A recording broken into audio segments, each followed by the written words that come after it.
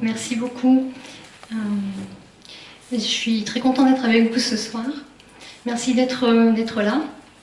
Donc, on va parler effectivement biodiversité et changement climatique.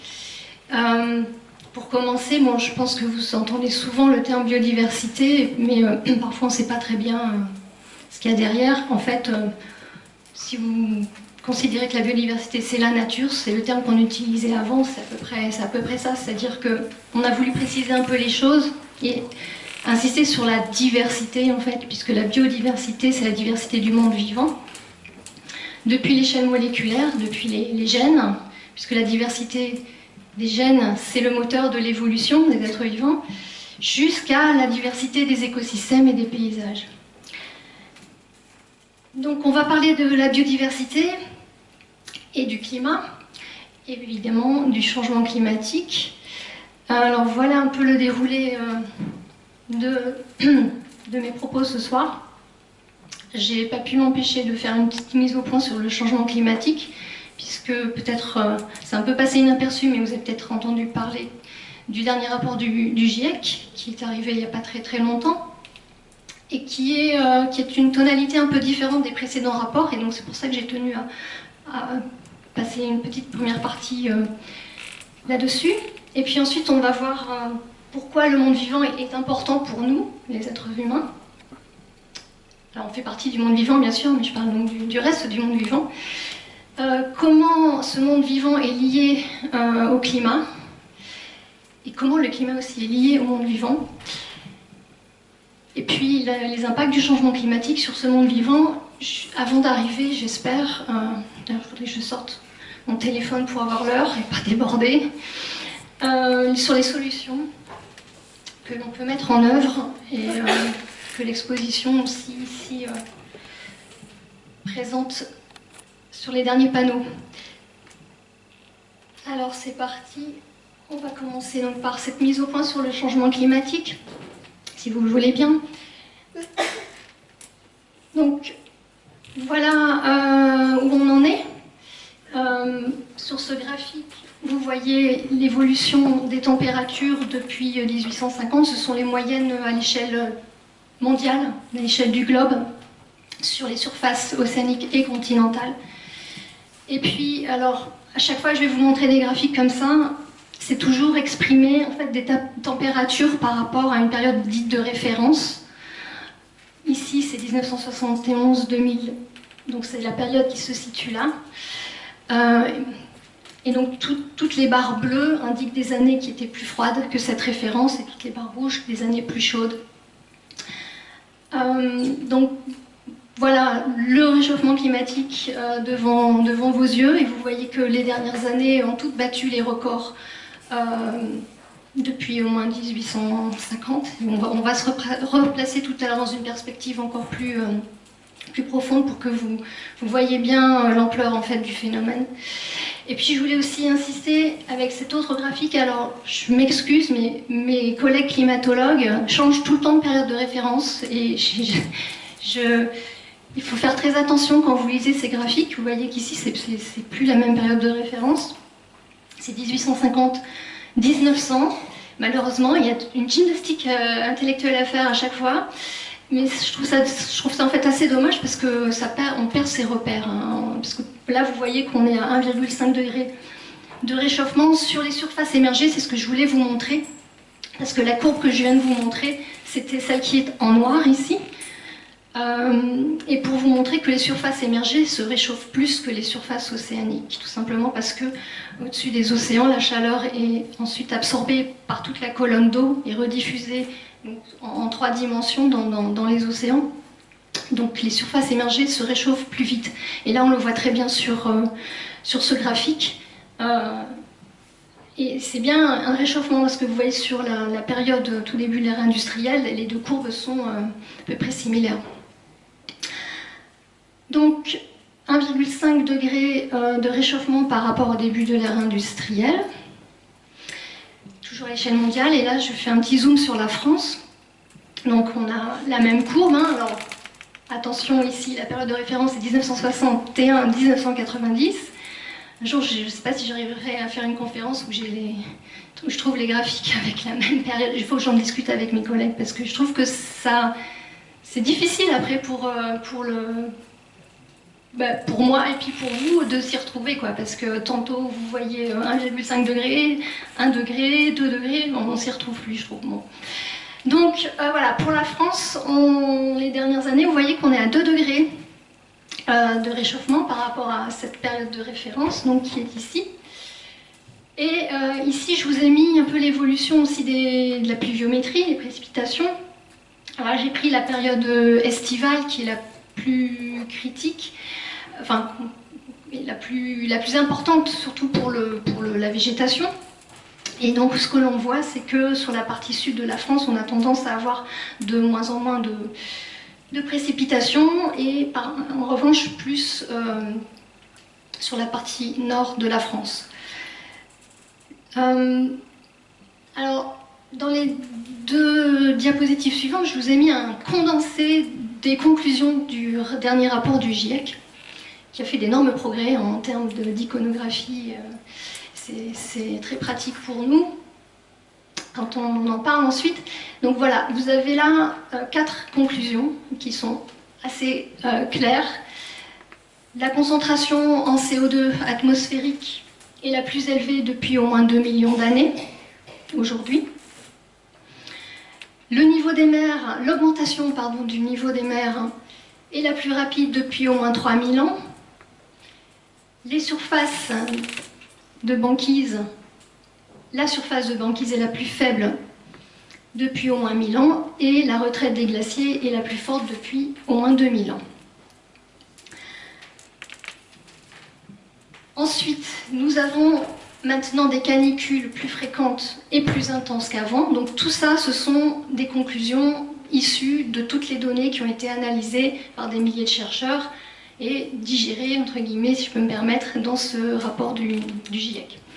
Donc canicules plus fréquentes et plus intenses, pluies diluviennes plus fréquentes et plus intenses, sécheresse plus fréquente et plus intense, météo incendie plus fréquent, c'est-à-dire une météorologie qui est propice au développement des incendies, et des océans qui sont plus chauds, plus acides et moins oxygénés du fait qu'ils sont plus chauds, puisque une masse liquide chaude ne peut plus emmagasiner autant de gaz que quand elle est froide. Les océans dégazent en se réchauffant. Donc voilà, ça c'est la situation actuelle. Et maintenant, si on regarde un peu les projections, donc qui sont issues des modèles climatiques, donc il y en a beaucoup, des modèles, et puis ces modèles, on leur donne différentes situations. Au départ, on leur dit, voilà, chaque année, on va émettre tant de CO2, donc on définit comme ça des scénarios d'émissions de gaz à effet de serre. Donc il existe plusieurs familles de scénarios, et ici, vous voyez les projections pour la France selon 3 scénarios. Donc celui-ci en rouge, qu'on appelle le 2.6, qui est le scénario qu'on aimerait bien suivre, celui qui nous permettra, enfin c'est celui qui suppose d'atteindre la neutralité carbone en 2050 ou pas très loin. Et puis les 2 autres, en orange et violet, donc ce sont des scénarios où on ne va pas arrêter d'émettre, en tout cas, suffisamment de gaz à effet de serre, et qui vont vers une trajectoire, vous voyez, 4 degrés de réchauffement pour celui en violet à la fin du siècle, 4 degrés relativement à la période 76-2005. D'accord ? Donc vous rajoutez au moins 1 degré si vous voulez revenir à l'état début période industrielle, on va dire. Voilà. Alors, on prend un peu de recul pour se rendre compte de ce que ça représente vraiment, ces évolutions et ce que je viens de vous montrer. Là, je vous montre, alors il faut faire attention parce qu'il y a des ruptures dans l'évolution de la courbe là, puisque là, vous voyez, on est en 1952. Donc 1950, et vous avez les projections pour le 21e et même 22e siècle. Puis vous avez une cassure ici, parce qu'on passe ici en milliers d'années, des centaines de milliers d'années, une nouvelle cassure, on passe en millions d'années. Et donc là, vous voyez l'évolution de la température depuis 60 millions d'années.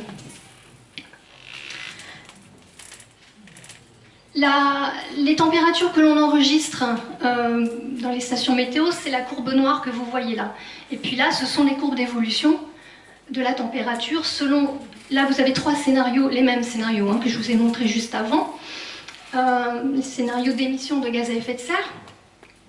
Et puis, donc, vous avez ces différentes périodes géologiques. Et pourquoi je vous montre ça? Ça intéresse beaucoup les chercheurs actuellement. On est en train d'essayer de voir, de trouver des analogues dans le passé à la situation qu'on vit aujourd'hui, pour essayer d'anticiper, de savoir qu'est-ce que ça va changer pour nous et le reste du monde vivant. Et donc, en fait, actuellement, là, on est dans une période qui est à peu près aussi chaude que celle que vous voyez en jaune ici, qui est ce qu'on appelait l'optimum climatique. Vous savez que là, vous voyez des alternances assez fortes de la température. Ce sont les alternances de périodes glaciaires et interglaciaires. Et ça, c'est l'Holocène. Donc nous vivons dans l'Holocène. Alors, nous vivons la fin de l'Holocène, parce qu'on va passer à l'Anthropocène. Et l'optimum climatique, il était à peu près il y a moins 6000 ans pour l'Holocène. Un peu plus chaud donc que le 19e et 20e siècle, comme vous le voyez. Et si on veut savoir, donc même si on prend un scénario intermédiaire, celui qui est en bleu clair, quelle température, la température qu'on aura d'ici la fin du siècle, quand est-ce qu'on l'a vécu avant, quand est-ce qu'on a eu les mêmes conditions sur Terre avant, il faut aller ici, voilà, au milieu du Pliocène, il y a plusieurs millions d'années, avant l'apparition d'Homo sapiens sur Terre. D'accord? Là-haut, vous voyez l'apparition donc des grands singes, des premiers hominidés, Homo sapiens. Et puis vous voyez aussi ici la révolution du néolithique, il y a moins de 10 000 ans environ, qui était favorisée par ce climat assez stable et assez, on va dire, favorable à l'essor de l'agriculture qui était le fondement de toutes nos civilisations.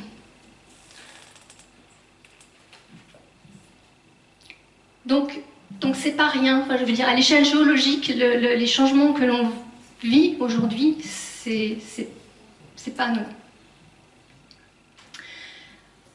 Alors voilà les principales conclusions du GIEC, mais pas en images cette fois-ci. Je vous les ai mises parce qu'elles sont vraiment nouvelles en fait, par rapport au précédent rapport. Et notamment le fait, j'ai mis les deux, celles qui m'ont paru les plus importantes à vous communiquer aussi, c'est cette insistance sur la biodiversité dans ce rapport. Donc la première conclusion, c'est que le changement climatique est lié à la surexploitation des ressources naturelles. Et la deuxième, c'est que les solutions existent et il est vraiment urgent de les mettre en œuvre. C'est plus une question de connaissance, c'est plus une question de technologie. On a tout ce qu'il faut pour changer la situation. Et ça, je dois dire que le rapport insiste vraiment beaucoup là-dessus, et il insiste beaucoup sur les solutions qui n'étaient pas du tout mises en avant dans les précédents rapports, parce que la communauté scientifique est vraiment en colère contre le monde politique. Il y en a assez d'alerter et de ne rien voir changer. Et ça, c'est vraiment un changement que j'ai senti vraiment très fort parmi mes collègues. Et ça se reflète dans ce rapport, qui est un rapport international. Vous pouvez le lire en français, mais ce sont des milliers de chercheurs à travers le monde qui rédigent ce rapport. Ensuite, chose importante à savoir, chaque année nouvelle d'émissions de gaz à effet de serre provoquera une augmentation de 0,06 degrés de la température, donc 0,6 degrés en 10 ans, 6 degrés en 100 ans. Et ça, c'est aussi quelque chose que souvent les gens n'arrivent pas bien à comprendre, c'est que ça s'accumule en fait. C'est pas ce que vous émettez aujourd'hui qui provoque le réchauffement d'aujourd'hui, ça s'accumule et la dynamique climatique est telle que ça va rester comme ça dans l'atmosphère pendant assez longtemps. C'est ce qu'on pointe dans la quatrième conclusion, c'est que si on arrête aujourd'hui d'émettre des gaz à effet de serre, le climat va continuer à se réchauffer pendant au moins 60 ans et les glaces à fondre pendant au moins un siècle. Voilà. Alors, les dernières conclusions sont que les mesures pour atténuer le réchauffement climatique et s'y adapter sont actuellement beaucoup trop lentes, que le coût de l'inaction, donc que ce soit pour s'adapter ou pour atténuer le changement climatique, est bien plus grand que le coût de l'action.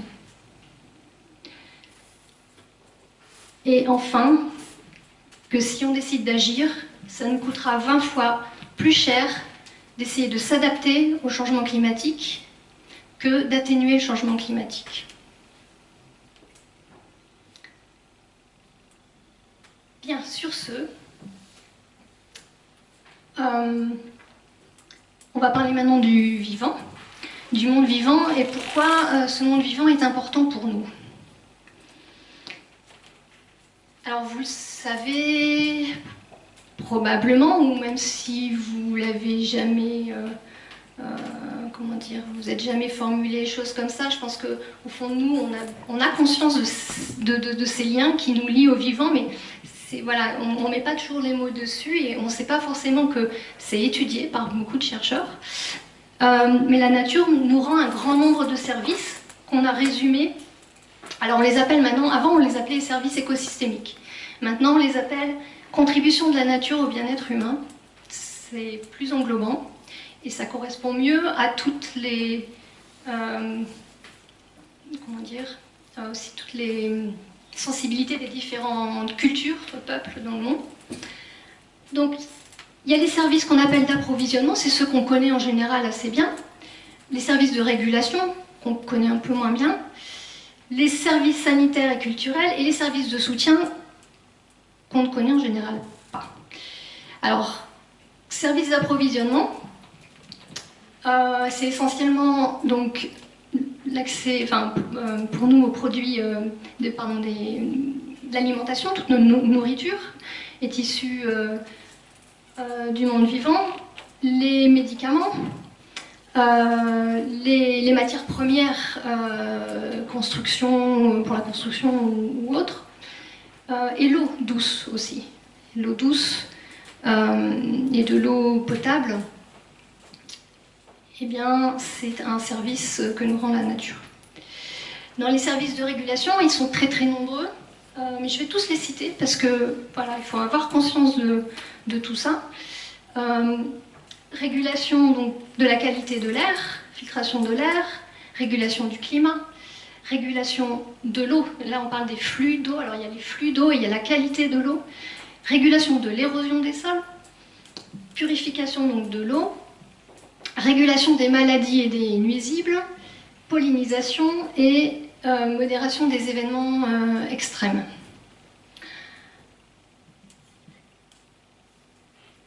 Dans les services d'ordre sanitaire et culturel, vous avez la santé mentale et physique. Il y a énormément, de plus en plus de travaux en fait, qui montrent que la nature joue un rôle dans notre santé physique et mentale. Les loisirs et le tourisme, les valeurs esthétiques et les valeurs d'ordre spirituel et religieuse.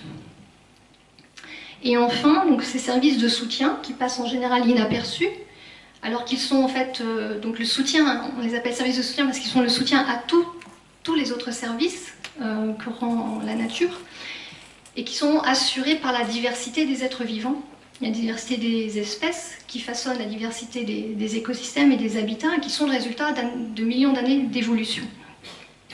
Donc ces services de soutien, ce sont le recyclage des nutriments, tous les nutriments, la photosynthèse qui est le biais par lequel nous utilisons l'énergie du soleil, enfin les plantes utilisent l'énergie du soleil pour produire de la matière organique que nous ensuite, enfin que les herbivores utilisent et ensuite les carnivores en mangeant les herbivores utilisent pour trouver leur énergie. Donc la photosynthèse et la formation des sols et la fertilité des sols. Et donc ces services sont vraiment les piliers en fait, qui permettent le maintien de la vie sur Terre. C'est en quelque sorte la vie sur Terre s'auto-entretient elle-même. Et ah oui, un peu plus important, j'ai bien fait de faire cette diapo supplémentaire parce que j'oublie tout le temps de le dire. Ces services, ils ont été, enfin des économistes ont essayé de l'ont quantifié en termes monétaires. Ça représente 50% du PIB mondial. Voilà. Et enfin, j'ai voulu aussi rajouter cette pyramide pour illustrer le fait que tout ça s'auto-soutient, c'est-à-dire que les fonctions de soutien dont j'ai parlé sont la base des fonctions de régulation qui elles-mêmes vont permettre toutes les contributions matérielles et les contributions immatérielles de la biodiversité pour les populations humaines. Alors la plupart de ces services rendus à l'homme par la nature n'ont fait que se détériorer au cours des 50 dernières, enfin surtout les 50 dernières années, mais ça a commencé quand même avant cela. Et en particulier un certain nombre de services là, que j'ai pointés derrière ces pictogrammes rouges, services de pollinisation, mais aussi l'alimentation, la régulation du climat, l'érosion des sols, enfin le maintien des sols, pardon, tout un tas de services qui se sont dégradés parce que la nature perd en fait sa biodiversité. Actuellement, on a estimé, donc les chercheurs qui travaillent dans ce domaine ont estimé que la vitesse d'extinction des espèces était 100 fois supérieure à ce qu'elle a pu être les 10 derniers millions d'années. Et cette perte de biodiversité, elle touche aussi bien les les espèces sauvages, dites sauvages, et les espèces domestiquées par l'homme. Alors, pourquoi on a ces pertes de biodiversité? Donc ça aussi, ça a été bien étudié et quantifié. Vous avez ici les 4 principales causes de perte de biodiversité. Et là, vous avez les effets. Je disais, les 4 causes sont quantifiées ici pour chaque type d'écosystème terrestre, milieu d'eau douce et milieu marin. Et vous voyez donc les premières causes sont l'usage des terres et des mers. Donc j'ai illustré ici par ces moissonneuses aux États-Unis. Donc c'est l'utilisation du milieu pour produire notre alimentation, donc l'agriculture. La deuxième, ce qu'on appelle les prélèvements directs qui impactent beaucoup plus le milieu marin. Comme vous le voyez là, c'est la pêche. Il faut savoir qu'on a vraiment vidé en fait nos océans. Si je vous montrais une courbe d'évolution des populations de poissons dans l'ensemble des océans du monde, je ne l'ai pas mise là, mais c'est vraiment, on a épuisé nos océans. Et le troisième, donc, c'est le changement climatique qui est ici en orange. Et le quatrième, par ordre d'importance, c'est la pollution des milieux. Et puis le dernier, là, les invasions biologiques. Voilà, donc actuellement, le changement climatique est la 3e cause de perte de biodiversité. Et il exacerbe, en fait, pour l'instant, les autres effets, donc l'effet de l'utilisation des terres et des prélèvements directs. Bien. J'en viens à la 3e partie de cette présentation, qui est de comprendre le lien qu'il y a entre le climat et les êtres vivants. Donc, si on avait fait le constat dès le 19e siècle, même peut-être avant, qu'il existait un lien fort entre les êtres vivants et le climat, simplement en regardant comment, par exemple, la végétation était distribuée à l'échelle du globe, avec les explorations des premiers naturalistes au 19e, et qui ont commencé à cartographier la végétation, notamment, et surtout le long de transects altitudinales sur les massifs montagneux. On voyait bien qu'ils avaient compris qu'il y avait un lien fort entre les conditions climatiques et les êtres vivants qui étaient capables de vivre dans ces conditions climatiques. Mais il a fallu ensuite attendre au XXe siècle l'essor de la physiologie animale et végétale pour en fait comprendre concrètement c'est quoi qu'est-ce qui fait qu'un être vivant est capable de vivre dans le Sahara et l'autre en Antarctique. Donc ça fait finalement assez peu de temps qu'on comprend ces relations. Et en particulier, on a pu quantifier ensuite, grâce à des observations, grâce à des expérimentations, les gammes de température que peuvent endurer chaque espèce. Et là, vous voyez juste quelques exemples pour vous montrer la diversité du coup, des conditions de température dans lesquelles ces organismes peuvent vivre. Donc vous avez des organismes qui peuvent vivre dans des milieux extrêmement froids. Ici, ce sont des mollusques, des patelles, qui vivent dans l'Antarctique. Là, vous avez un poisson qui vit aussi dans les eaux de l'Antarctique, donc dans des eaux à des températures inférieures à 0 degré. Là, c'est une graminée qui vit aussi en Antarctique. Les Tillandsia, qu'on appelle les filles de l'air, ici, qui supportent une assez large gamme de températures. Ici, vous avez une graminée qui vit aux États-Unis, et là, Methanopyrus, qui est un unicellulaire proche des archées, qui est capable de vivre dans des températures supérieures à 60 degrés. En fait, quasiment aucun organisme pluricellulaire est capable de vivre au-delà de 60 degrés, peut-être les tardigrades qu'on commence à découvrir, mais parce qu'au-delà de 60 degrés, les protéines sont dénaturées, donc nos tissus ne peuvent pas subir de telles conditions. Et si on regarde encore plus précisément, en fait, comment ce qu'on appelle les performances de chaque espèce évoluent avec la température, là vous avez un schéma qui vous illustre. Donc ce qu'on appelle performance, ça peut être la croissance, ça peut être le nombre de graines que produit une plante, le nombre de descendants que va faire laisser un animal, en fonction de la température. Vous voyez que, quelles que soient les espèces, il existe un optimum thermique dans lequel les performances sont maximales. Et quand on bascule d'un côté ou de l'autre de cet optimum thermique, eh bien, les performances deviennent altérées assez rapidement. Donc les températures dites PEIUS, c'est les limites de la tolérance à long terme, et les températures critiques, c'est les températures au-delà desquelles l'organisme ne peut survivre que quelques heures seulement. Donc voilà, tous les êtres vivants ont évolué de telle sorte à être adaptés à une certaine gamme de température qui est relativement, finalement, assez faible, quelques dizaines de degrés.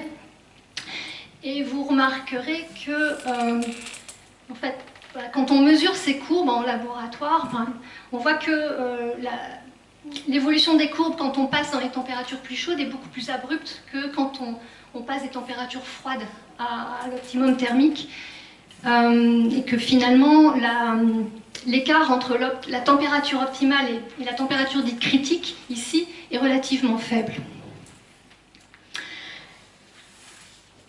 Les coraux sont un bon exemple, malheureusement, pour illustrer ce que je viens de vous expliquer, puisque sans doute vous savez que la moitié des coraux ont disparu déjà de la surface du globe.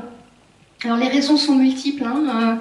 Il y a une destruction pure et simple des coraux, il y a la pollution de l'eau aussi qui joue, mais il y a l'augmentation de la température également, parce que les coraux sont des organismes qui vivent en symbiose avec une algue, qu'on appelle exoxanthelle, et c'est elle qui donne ces belles couleurs que vous voyez là au coraux, ces algues ne peuvent vivre qu'entre 23 et 29 degrés. Et quand donc la température dépasse les 29 degrés, ces algues meurent et le corail lui meurt aussi. Il ne peut pas vivre sans cette algue. Et donc c'est ce qui amène le phénomène de blanchiment des coraux dont vous avez sans doute entendu parler. Et je trouve que c'est un exemple assez emblématique en fait, de ce qui se passe avec le réchauffement climatique.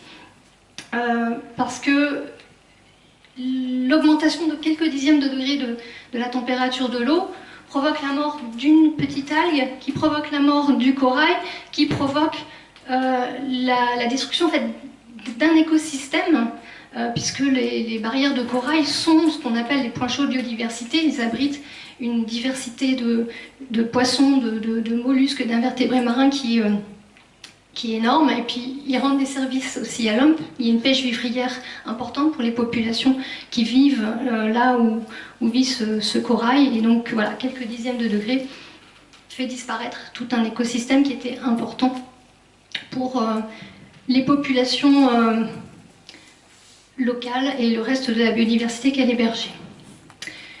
Alors, on parle beaucoup de la température, mais il n'y a pas que la température, évidemment, qui est importante pour le maintien de la vie sur Terre. L'eau est également très très importante. Pourquoi? Parce que l'eau a les propriétés physico-chimiques qui permettent en fait de véhiculer de l'extérieur vers l'intérieur des cellules les nutriments qui sont nécessaires au fonctionnement de ces cellules, et de véhiculer aussi entre cellules ces nutriments ou d'autres molécules comme les hormones ou bien d'autres choses. Donc c'est un élément c'est pour ça que c'est un élément essentiel à la vie sur Terre. Et encore une fois, là, tous les êtres vivants ont évolué de manière à ce qu'ils puissent supporter seulement dans une certaine mesure un manque d'eau. On peut pas, alors, sauf certaines...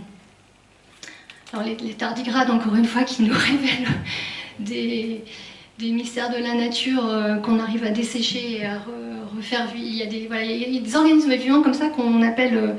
qui ressuscitent, qu'on endort en les déshydratant et puis qu'on arrive à réveiller des années plus tard. Mais globalement, voilà, un être vivant ne peut pas vivre sans eau. Et donc l'accessibilité à l'eau est vraiment un paramètre qui va déterminer la répartition de la vie sur Terre. Et cette eau, notamment les plantes qui ne sont pas capables de se déplacer pour aller chercher de l'eau, c'est un élément essentiel pour la survie d'une plante. La plante utilise l'eau qu'elle trouve dans le sol, donc grâce à ses racines, elle les véhicule donc grâce à son vaisseau conducteur jusqu'aux feuilles. Donc pour véhiculer les nutriments, la sève et des hormones et tout ce dont elle a besoin en fait pour fonctionner, et puis finit par s'évaporer au niveau des feuilles, puisque malheureusement pour elle, pour pouvoir capter le CO2 de l'atmosphère et pour faire la photosynthèse, elle ouvre des structures au niveau des feuilles qu'on appelle des stomates, qui en même temps vont faire échapper l'eau. Donc elle ne peut pas prendre du CO2 sans perdre de l'eau. Et c'est la transpiration des plantes, comme nous transpirons, qui en même temps leur permet de réguler la température de leur feuillage. Les cultivateurs savent que voilà, une plante qui ne peut plus transpirer parce qu'elle n'a plus d'eau en fait, à transpirer parce qu'il n'y a plus d'eau dans le sol, eh bien, le feuillage grille parce que la température de la feuille peut dépasser les 60 degrés que j'évoquais tout à l'heure. Voilà, donc l'eau est super importante et malheureusement, plus il fait chaud, plus l'eau s'évapore. Alors plus l'eau s'évapore simplement au niveau du sol, et plus elle est transpirée par les plantes. Plus il fait chaud, plus les plantes transpirent, donc plus l'eau disparaît du sol rapidement. Donc ça, c'est un élément aussi essentiel à comprendre quand on parle de réchauffement climatique. Si en fait on ne bascule pas vers un climat tropical où il pleut également plus, à précipitation constante, on a une sécheresse qui apparaît nécessairement. Bien, donc maintenant on va parler rapidement des impacts du changement climatique sur les êtres vivants.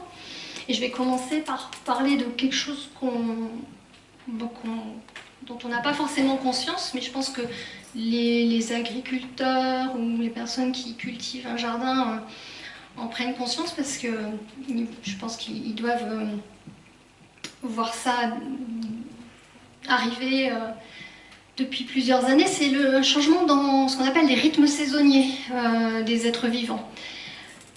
Ce qu'on a vu, c'est-à-dire qu'une plante, par exemple, comme je l'illustre ici, elle réalise au cours d'une année un cycle de développement.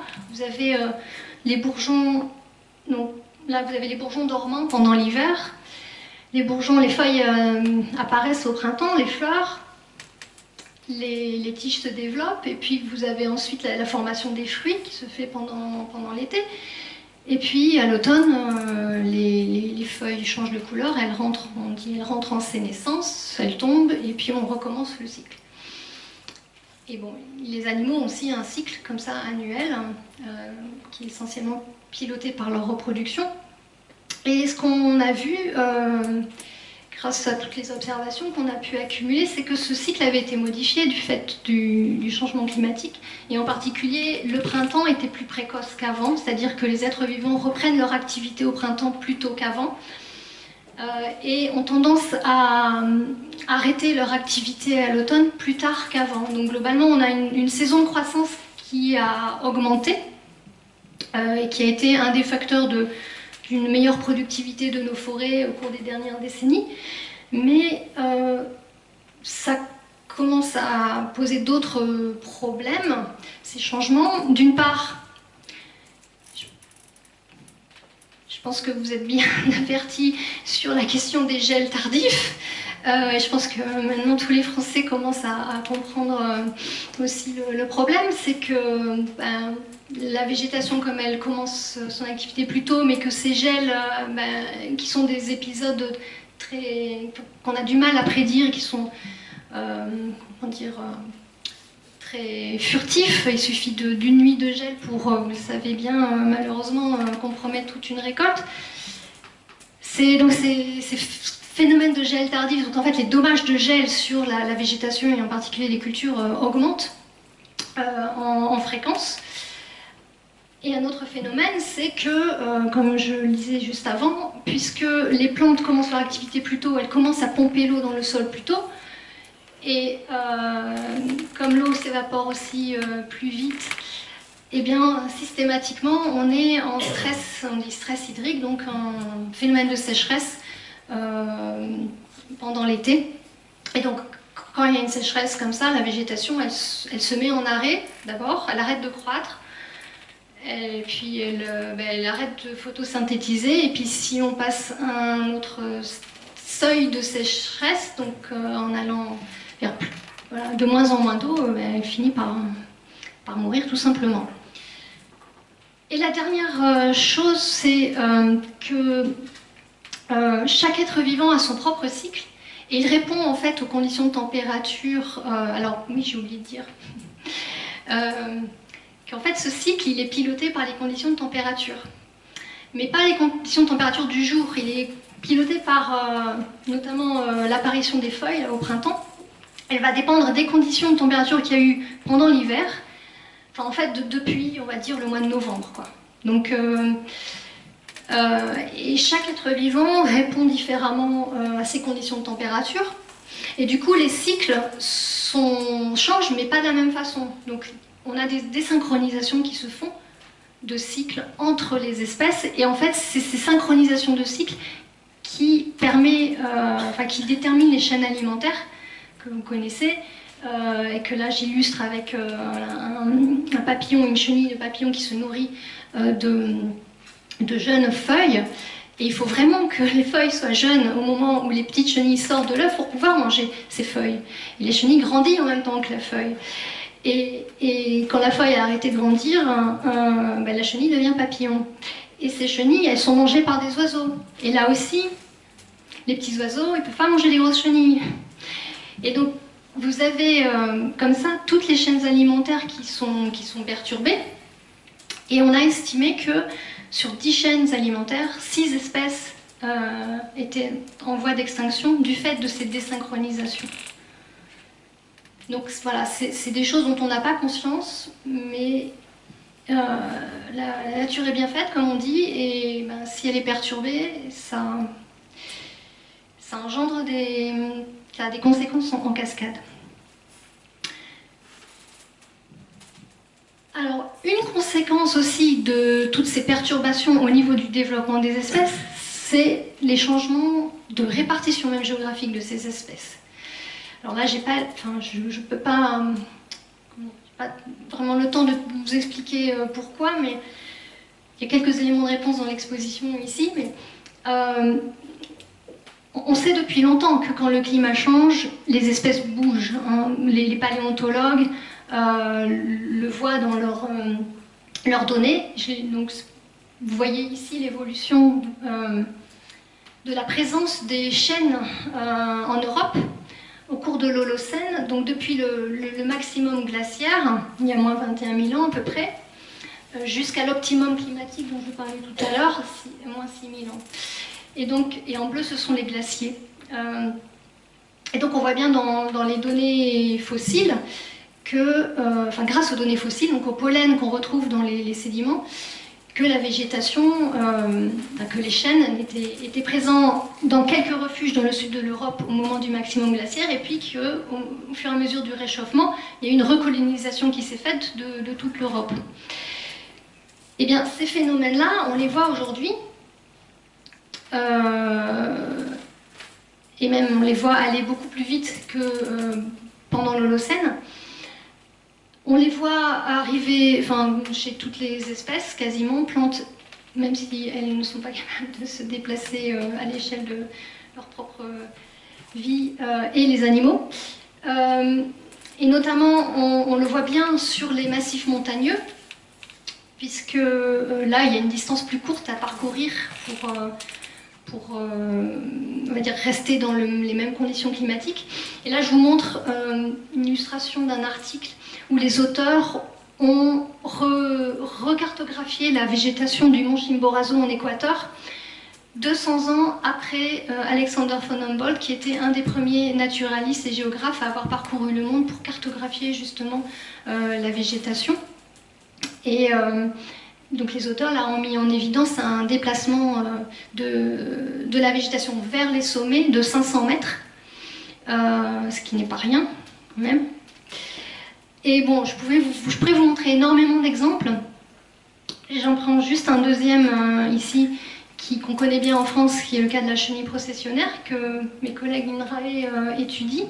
La carte est plus vraiment à jour, mais je n'en ai pas trouvé une plus récente.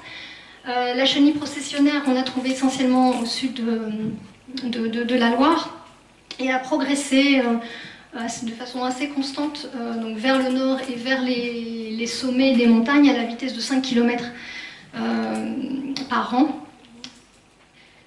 Et maintenant, en fait, elle est partout en France, là, actuellement. Donc 5 km par an vers le nord et 5 mètres d'altitude par an. Alors, avec les exemples que je viens de vous montrer, on a regardé ce qui se passait dans ce qu'on appelle les marges nord des répartitions des espèces, là où on voit des déplacements s'opérer, donc comme vous l'avez compris, vers les sommets des montagnes et vers les pôles, donc vers le pôle nord et vers le pôle sud, quand on est dans l'hémisphère sud.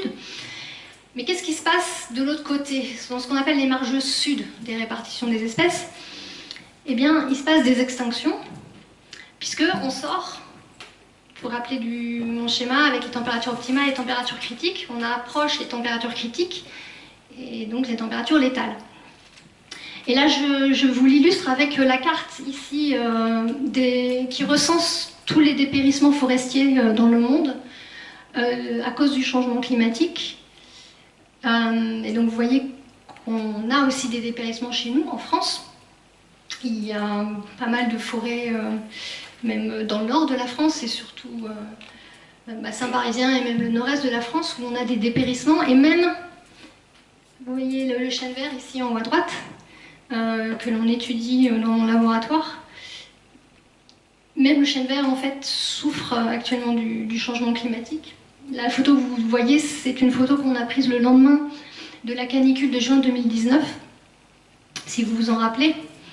La canicule la plus précoce qu'on ait connue et qui a affecté, alors on a été les premiers surpris, je dois vous dire, puisque bon, le chêne vert, une espèce méditerranéenne par excellence, qui supporte très bien la sécheresse, qui supporte les canicules, mais pas les canicules qui arrivent en juin. Parce que le chêne vert, il fait ses feuilles en fait assez tard, c'est une espèce sempervirente qui garde ses feuilles, donc elle n'a aucun intérêt à faire ses feuilles très très tôt et à subir les fameux gels tardifs. Donc elle attend, mais en juin, ses feuilles ne sont pas assez développées, assez matures pour pouvoir résister à une canicule. Notamment la cuticule sur la surface des feuilles n'est pas formée et elles ont cramé en quelques heures. Et c'était pas un phénomène localisé, alors ça cette photo a été prise dans la commune de Puy-Chabon, qui est pas très loin au nord de Montpellier, à côté de l'Hérault, la rivière. Mais ça a été un phénomène qu'on a observé dans toute la France. Alors, donc, cette végétation, elle peut mourir petit à petit. Alors, il faut savoir aussi quand même que, bien sûr, une plante peut survivre à une sécheresse. Quand elle survit à une sécheresse, il faut aussi voir que, notamment quand c'est une plante pérenne comme des arbres, ça affaiblit beaucoup l'arbre parce que pendant une sécheresse, il ne photosynthétise plus l'arbre. Il est en état de résistance, il ne photosynthétise plus, donc il accumule plus de sucre. Ce sucre qu'il emmagasine dans ses réserves pour pouvoir redémarrer au printemps suivant. Et donc ça l'affaiblit et souvent on a des conséquences aussi en cascade où un arbre affaibli va être plus sensible aux pathogènes, aux ravageurs et qui vont accélérer sa mort. Et puis la végétation, elle peut bien sûr mourir en quelques heures. Tout à l'heure, on disait que la météo favorable à survenue au déclenchement d'incendies, ces conditions météo étaient de plus en plus fréquentes et les épisodes de méga-feux que vivent la Californie et l'Australie depuis quelques années en sont malheureusement un triste exemple. Là, vous voyez la température à la surface du globe pendant le mois de décembre 2019, avec l'Australie qui est rouge vif. Et en fait, ces conditions de méga-feu, méga-incendie en Australie ont été provoquées par des situations exceptionnelles en termes de précipitations. Là, vous avez la carte des précipitations. L'année 2019, donc en rouge, ce sont les records de sécheresse. Et ici, record de température dans les zones orange ici. Donc une combinaison complètement favorable à la survenue d'incendies.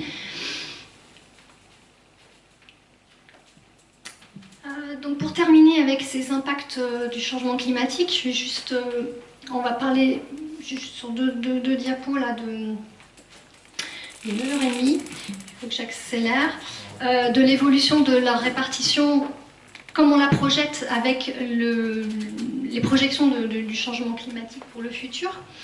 Donc ça, ce sont des résultats de simulation que je vous montre. Et là, j'ai pris juste un exemple, c'est le hêtre.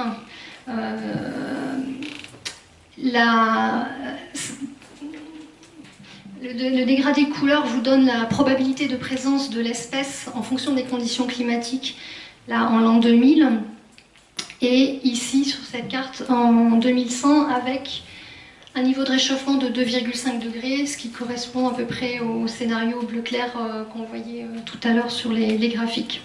Donc les modèles prévoient ce qu'on est déjà en train de vivre, enfin de voir, c'est-à-dire un déplacement des espèces vers le nord et vers le sommet des montagnes. Je vais passer ces 3 diapos, excusez-moi, parce que je veux vraiment arriver à la dernière partie qui traite des solutions, pour pas vous laisser sur une note trop négative, trop déprimante. Donc les solutions, je le disais tout à l'heure, existent. Et là, je voudrais faire un focus sur des solutions dont on n'entend pas souvent parler, qui sont les solutions qu'on dit fondées sur la nature. C'est-à-dire des solutions qui... Enfin, le principe, c'est de restaurer en fait, des écosystèmes qui ont été dégradés par l'homme, de manière à ce qu'ils rendent à nouveau tous les services qu'ils rendaient à l'homme. Donc, je reviens à ce que je disais tout à l'heure. Et ce sont des solutions qu'on appelle gagnant-gagnant parce que donc à la fois elles vont permettre de restaurer ces services qui ont disparu du fait de la dégradation de ces écosystèmes et de la perte de biodiversité. Donc gagnant pour l'homme et gagnant pour le reste de la biodiversité puisque ces écosystèmes étaient aussi les habitats pour le reste de la biodiversité. Et je l'illustre ici avec une photo de mangrove, qui est un bon exemple, je trouve, de ces solutions fondées sur la nature. Puisque donc, ces mangroves, ce sont des... Alors, on n'en a pas ici en France métropolitaine, mais vous savez, ce sont des écosystèmes que l'on trouve dans la zone de balancement des marées, dans les milieux tropicaux. Donc, ce sont des arbres qui sont capables de vivre pousser dans une eau saumâtre. Et donc ces écosystèmes, ces mangroves ont été beaucoup détruites par l'homme, notamment pour installer des complexes hôteliers, etc. Et on se rend compte maintenant on se rend compte maintenant qu'elles rendaient un très grand nombre de services à l'homme. D'une part, elles permettent d'atténuer la force des vagues. Et comme on a de plus en plus de tempêtes et de submersion marine, elles jouent un rôle important pour ça. Elles atténuent de 60% la force des vagues. 100 mètres de mangrove atténuent jusqu'à 60% la force des vagues en cas de tempête. Elles remontent le niveau du sol par un phénomène d'accrétion. Donc quand le niveau de la mer monte, ça peut être intéressant aussi. Elles purifient l'eau, elles hébergent une biodiversité très importante, elles stockent durablement beaucoup de carbone. Et tous ces services ont été aussi quantifiés en termes de monnaie. Je crois qu'ils sont évalués à 300 000 euros par hectare. Donc des sommes assez conséquentes. Et justement, le rapport du GIEC insiste beaucoup, cette fois-ci, sur cet aspect de préservation de la biodiversité et de restauration des écosystèmes, parce que ces solutions fondées sur la nature sont vraiment des solutions gagnant-gagnantes. Et j'ai oublié de dire que les mangroves, quand elles sont détruites, elles se restaurent. Si l'écosystème était en bon état, elles se restaurent toutes seules. Et elles sont plus efficaces que les édifices en béton qu'on est capable de faire. Alors ces solutions fondées sur la nature, il en existe plein. Donc je ne vais pas les énumérer parce que le temps passe, mais si ça vous intéresse, il y a tout un rapport de l'UICN, l'Union internationale pour la conservation de la nature, qui a été fait sur ces solutions. Et elles concernent tous les milieux, milieu, on va dire, sauvage, milieu agricole, milieu urbain, milieu aquatique, et il y a plein de solutions à mettre en œuvre. Et on a même quantifié en fait l'effet qu'auraient ces solutions sur le niveau de réchauffement, ce que vous voyez ici. Les traits pointillés, c'est quand on met en œuvre ces solutions, et vous voyez que selon même les différents scénarios, on arrive toujours, grâce à ces solutions, à atténuer le réchauffement climatique. Et même, en général, toutes les solutions donc en bleu foncé, qui permettent d'atténuer ou de s'adapter au réchauffement climatique, permettent aussi une meilleure sécurité économique et une meilleure santé pour les populations humaines. Je ne sais pas si je vais aller jusque là, parce que je sens qu'il fait chaud et que vous commencez peut-être à fatiguer, ou c'est moi qui fatigue et qui est trop chaud. Mais je voulais, même si je ne rentre pas dans le détail, je voulais évoquer les objectifs de développement durable dont on n'entend pas souvent parler en France, qui sont donc des 17 objectifs qui ont été donc décidés par 193 pays membres de l'ONU en 2015. Alors je vous les énumère quand même parce que donc il n'y a pas de pauvreté, plus de faim dans le monde,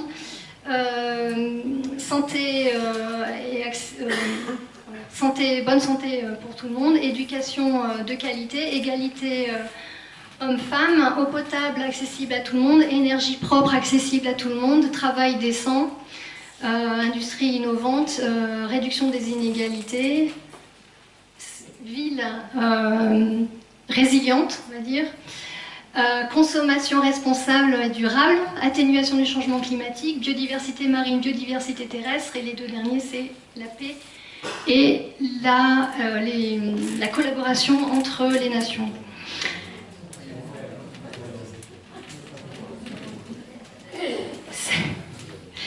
Ce sont des objectifs et tous les pays sont considérés en voie de développement durable. Même nous, même les États, et encore plus les États-Unis. Et ces objectifs, ils répondent aussi, ils répondent à des accords en fait, qui ont été signés par de nombreux pays, comme les accords de Paris, que vous connaissez, donc par rapport au changement climatique, les objectifs d'Aichi, qui sont les accords sur la biodiversité, et les objectifs de Sendai qui concernaient la résilience vis-à-vis des catastrophes naturelles. Et ces objectifs de développement durable, donc vous voyez, il y a le climat et il y a la biodiversité dedans, ils sont tous liés les uns aux autres. Et c'est en ça aussi qu'ils sont intéressants, c'est que l'objectif, c'est pas d'en atteindre un ou deux, il faut les atteindre tous ensemble. Il donne un cadre systémique vraiment très intéressant pour réfléchir aux problèmes auxquels nous sommes confrontés aujourd'hui. Et là, je voulais juste vous montrer toutes les actions qui permettent d'atténuer ou de s'adapter au changement climatique, comment il était relié aux autres objectifs. Vous voyez qu'il est relié à de nombreux objectifs, y compris la pauvreté, y compris la faim, y compris les inégalités.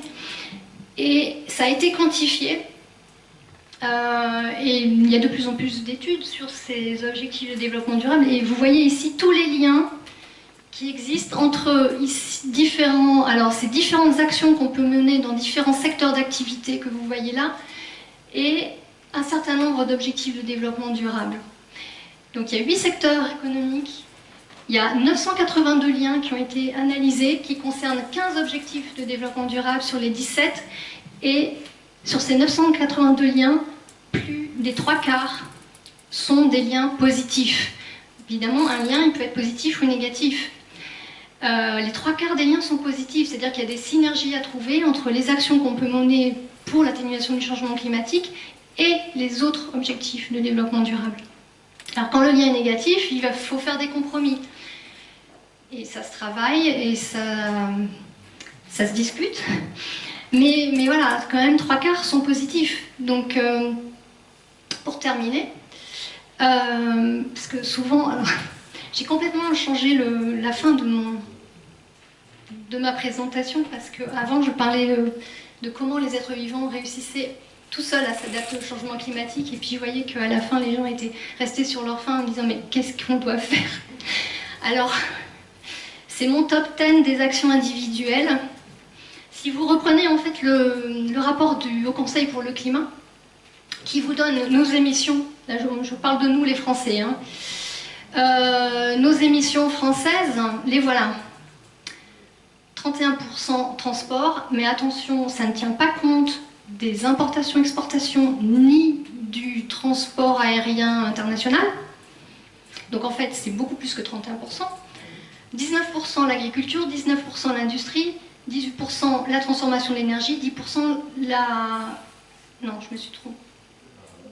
Oui, je les ai sauté un, pardon. Il y avait 19% le bâtiment, 19% l'agriculture, 18% l'industrie, 10% transformation de l'énergie, 3% les déchets.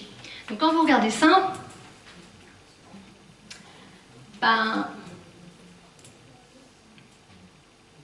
vous dites, la première action qui aura le plus d'importance, ce sera quoi? Ce sera d'acheter local. La deuxième, de se déplacer moins en voiture, de prendre moins l'avion. Ensuite, bâtiment, d'isoler son logement, de rénover plutôt que construire, de baisser le thermostat l'hiver et de l'augmenter l'été quand on est avec la climatisation, de manger moins de viande, mais de meilleure qualité, de manger bio, de réparer et recycler, et d'acheter des produits à faible empreinte carbone. C'est pas fini, maintenant j'ai le top 10 des actions politiques. Parce que on vous dit, ben oui, mais c'est simple, envoyez moins de mails, faites ceci, faites cela, mais on n'est pas dupe quand même, ça suffira pas.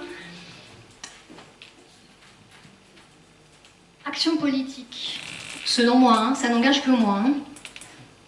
Mais toujours en regardant nos émissions, mais je me dis qu'il faut relocaliser nos activités. Je me dis qu'il faut développer le ferroviaire et les transports en commun, ce qui veut dire peut-être de taxer davantage le fret routier et les transports aériens, d'aider à la rénovation énergétique, parce que c'est bien beau de dire aux gens rénovez vos maisons, vos appartements, mais tout le monde n'a pas les moyens de le faire, d'aider les pratiques agricoles plus respectueuses de l'environnement, de voter pour une PAC cohérente avec le Green Deal, de gérer plus durablement nos forêts, parce que je ne l'ai pas dit, mais vous savez que si on veut atteindre la neutralité carbone en 2050, ça veut dire quoi? Ça veut dire que toutes les émissions qu'on n'arrivera pas à arrêter, c'est nos forêts à qui on va demander de les stocker. Et nos forêts, en ce moment, elles ne se portent pas très bien. C'est de contraindre le secteur industriel à réduire ses émissions, parce qu'actuellement, il n'y a aucune contrainte sur le secteur industriel pour réduire les émissions. On nous demande à nous de les réduire, mais pas à eux. De développer massivement les énergies renouvelables et enfin de passer à une économie circulaire. Sur ce, je m'arrête et je vous remercie pour votre attention.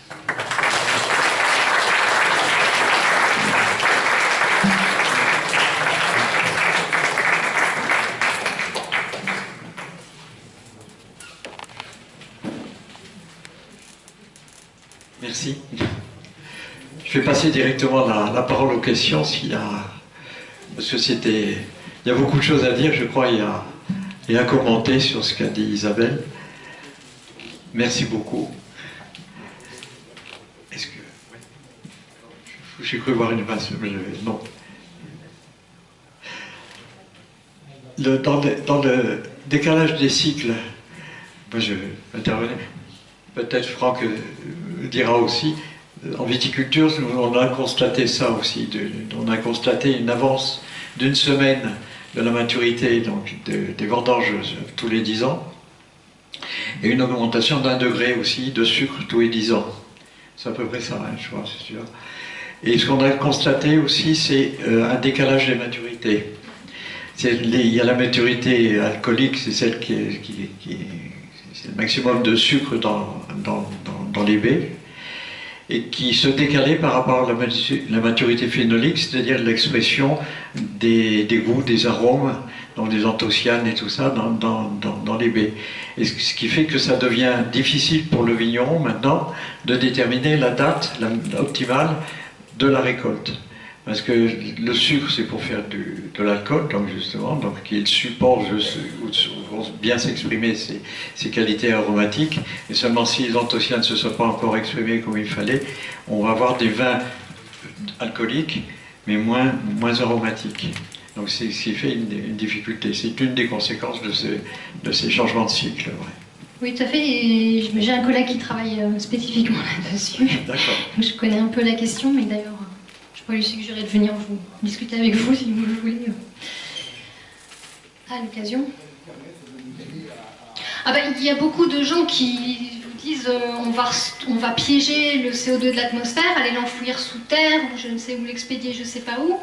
Mais ce que j'ai essayé de vous dire aujourd'hui, c'est qu'il y a des solutions plus simples, moins coûteuses, qu'on peut déjà mettre en œuvre.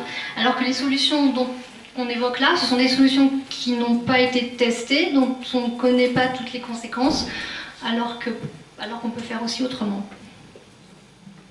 Oui, j'avais lu un article et qui, alors je ne me souviens plus exactement sur quel support, mais qui disait aussi qu'il y avait une inclinaison de la Terre sur son axe, et que donc cela aussi jouait sur le réchauffement, puisque disons que sa position par rapport au Soleil est différente, et que donc il y a des schémas qui veulent que, enfin qui disent que dans un futur assez lointain, les continents qui sont toujours en mouvement vont se mettre, disons, soit au niveau de l'équateur, soit un grand continent au niveau de l'équateur, soit plutôt un grand continent d'un côté des pôles actuels, ce qui modifiera certainement encore l'axe de la Terre, etc. Donc, est-ce que le réchauffement climatique est complètement à mettre sur le CO2, ou est-ce qu'il y a quand même une part, je dirais, de l'évolution, et une évolution qui remonte à des millions d'années aussi, de la Terre, qui fait qu'en fonction de son orientation par rapport au Soleil, en fonction des plaques tectoniques et de l'endroit émergent des différents de la Terre, disons des différentes continents, des différentes plages au-dessus des mers, est-ce que cela n'a pas aussi un impact sur le réchauffement climatique, sur le climat? Parce qu'on ne peut pas ignorer ça non plus. On ne peut pas l'ignorer. Donc effectivement, ce dont vous parlez, ce sont les cycles de Milankovitch, qui sont, on appelle aussi les cycles de précession des équinoxes.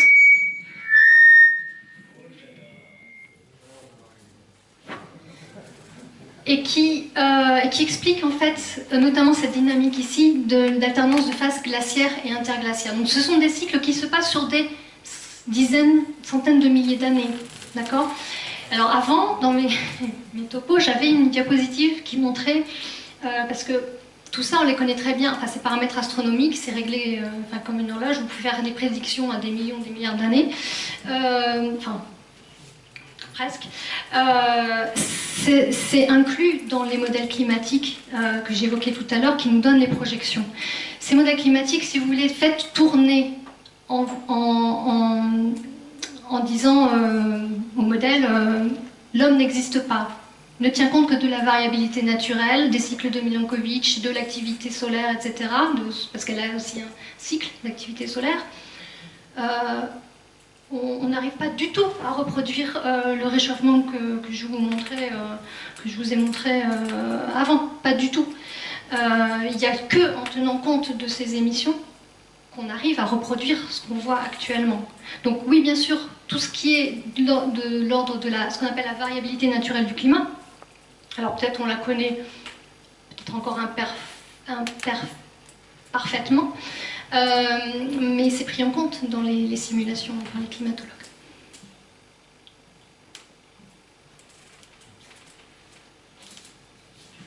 Merci de la présentation, c'était passionnant. J'espère que je vais pouvoir compléter demain avec les impacts sanitaires de biodiversité et santé, la relation. Moi, j'ai une question sur ce que vous avez dit concernant donc le rôle des industriels, le fait que les industriels ne font rien pour diminuer les émissions. Ça concernait donc uniquement les émissions de CO2, parce qu'il y aurait des contraintes, en particulier en Europe, pour faire en sorte que les autres émissions, les autres polluants industriels diminuaient de façon considérable. Je prendrai l'exemple, celui du dioxyde de soufre. Avant, on avait un dépérissement des forêts par les pluies acides. Maintenant, on n'a plus ça parce qu'il y a eu des contraintes normatives extrêmement importantes qui ont fait que, bon, on arrive maintenant à considérer que ce polluant-là, il ne pose plus vraiment de problème. Donc c'est bien le CO2 qui est impliqué. Le problème, c'est que c'est pas tellement, quand même, c'est pas tellement l'Europe qui est disons, le moteur dans ce domaine. On sait très bien que ce sont les États-Unis, c'est la Chine, c'est l'Inde, et que c'est lié à, donc, en fait, à l'utilisation comme base d'énergie, pour la Chine en particulier et l'Inde, le charbon. Et qu'est-ce qu'on peut faire à ce moment-là? Parce que ça correspond à des équilibres géopolitiques qui sont tout à fait, qui nous dépassent, nous les Européens, et sur lesquels on n'a pas, franchement, malheureusement, vraiment malheureusement, un grand pouvoir pour faire en sorte que ça puisse faire, en particulier pour la Chine, où on voit bien que on continue à développer l'utilisation du charbon et des centrales à charbon de façon considérable. C'est le premier point. Le deuxième, c'est une inquiétude que j'ai, moi, en tant que transfert du transport, donc de l'automobile, donc effectivement de l'utilisation des énergies fossiles vers l'électrique. On oublie toujours, bien sûr, les véhicules électriques, ils n'émettent pas de CO2. Mais on oublie ce qu'il y a avant. C'est-à-dire que pour faire de l'énergie, et bon, ça revient à ce que je viens de dire sur la Chine et donc les États-Unis et l'Inde, pour faire de l'énergie, ben, il faut des énergies, en fait, des sources, et que ces sources, pour le moment, malheureusement, eh bien, elles restent celles qui sont les sources polluantes. Tout à fait d'accord. Et je n'ai pas insisté dessus, mais dans la première... on sait maintenant qu'on n'atteindra pas la neutralité carbone sans une diminution de notre consommation énergétique. Voilà, et sur tous les plans. Bon, je ne l'ai pas dit, mais alors, je ne sais pas si ça attendait une réponse, votre commentaire, Franceline, mais... C'est vrai que c'est un peu pessimiste, mais il ne faut pas se décourager pour autant. Non. Mais malgré tout, là, donc le discours qui est porté actuellement pour la bascule vers le véhicule électrique, disons qu'il masque ce qu'il y a en amont de la production d'électricité.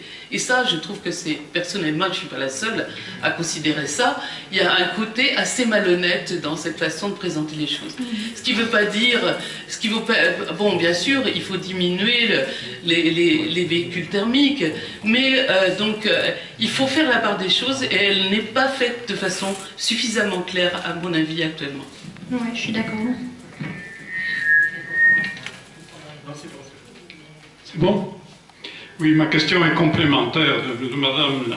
Est-ce que, avec tous les critères que vous avez et la vitesse à laquelle il faut aller pour que la nature retrouve ses droits, est-ce qu'elle n'est pas en partie incompatible avec les capacités techniques de l'heure du monde industrialisé pour réaliser tout ça?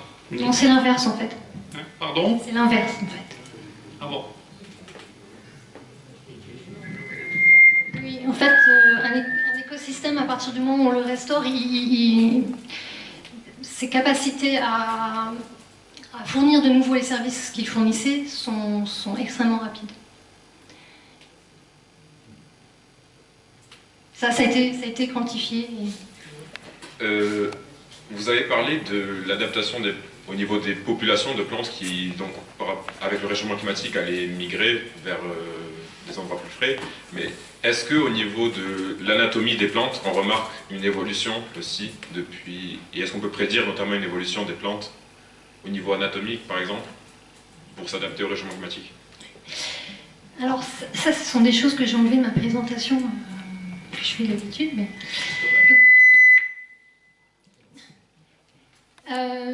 donc, oui, en fait, l'évolution naturelle, elle est là tout le temps.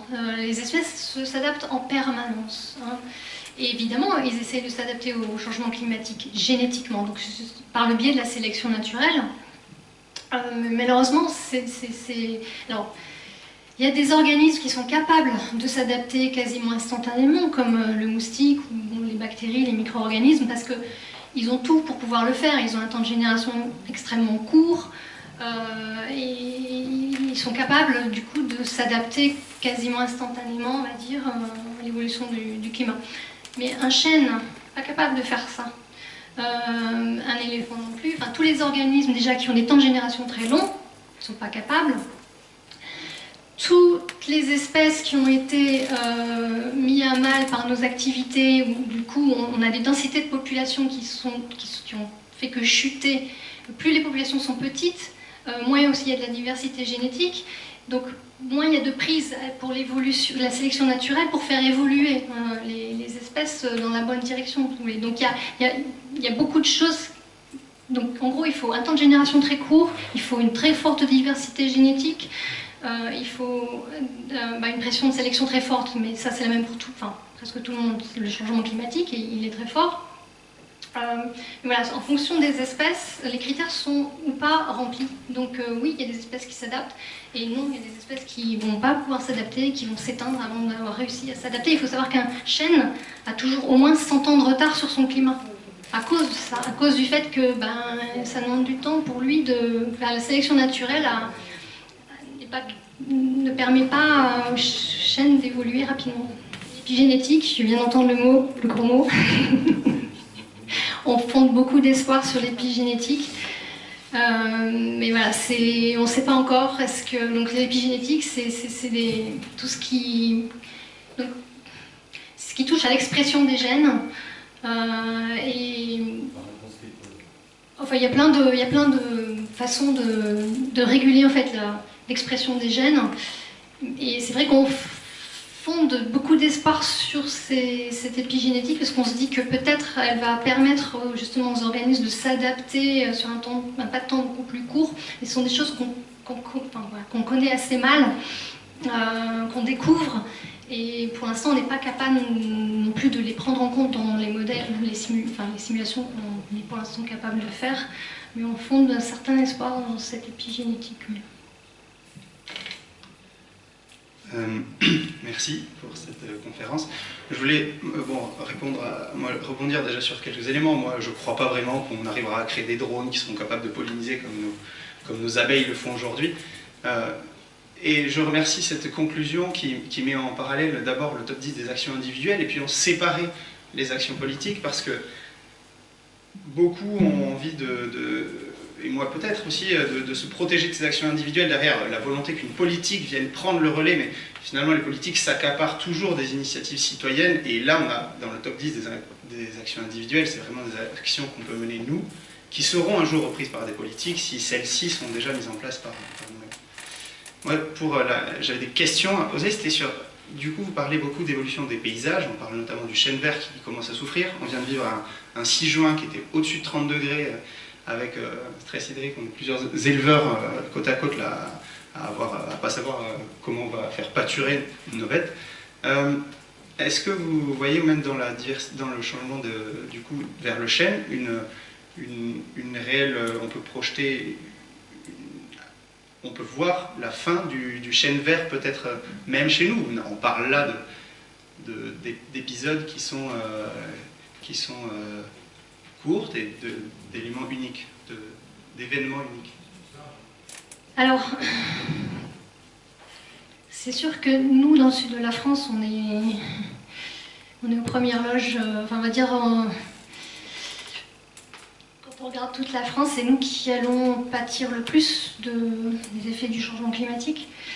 Si vous regardez ce qu'il y a au sud de nous, parce que c'est ça en fait, vous regardez ce qu'il y a au sud et vous savez ce que vous aurez dans 50 ans. Ce qu'il y a au sud, nous il y a la Méditerranée, et puis derrière la Méditerranée, qu'est-ce qui pousse? Il y a du pin d'Alep, il y a encore des cèdres, mais les cèdres ils sont en altitude. Il y a des chênes, mais c'est des chênes qui ressemblent plus à des chênes kermès qu'à des chênes verts. Il y a encore un peu de chênes verts. Alors, si, en fait c'est ce que j'étudie, mais je n'ai pas encore terminé le paramétrage de mon modèle pour le chêne vert pour pouvoir vous donner une réponse.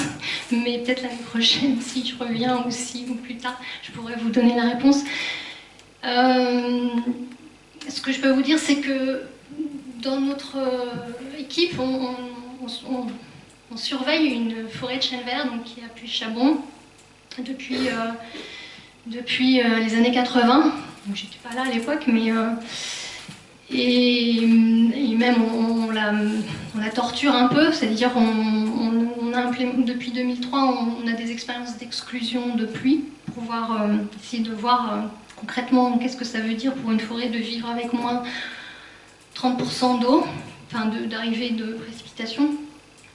Mais ce qui s'est passé jusqu'ici, c'est que l'arbre s'est adapté en faisant moins de feuilles, globalement. Il y a de la mortalité, hein. Donc ce qu'il y a en fait ce qu'on appelle de l'équercie naturelle, quoi. Et pour l'instant, voilà, la trajectoire elle est celle-là, on ne sait pas. Pour l'instant, je ne peux pas vous dire quand, enfin, si le chêne vert va disparaître d'ici quand. Mais c'est sûr qu'avec moins d'eau, avec un climat plus chaud, on ne peut plus maintenir un couvert forestier dense. C'est pas possible.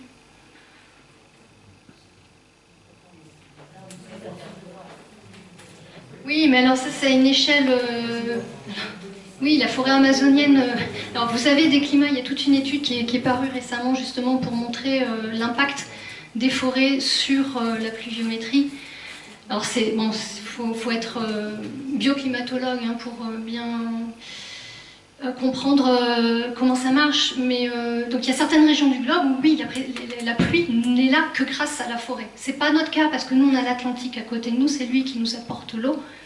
Puis ici, nous, c'est la Méditerranée chaque automne, hein, vous connaissez, voilà. Mais dans certaines régions du monde, oui, c'est que les forêts qui apportent la pluie. Merci.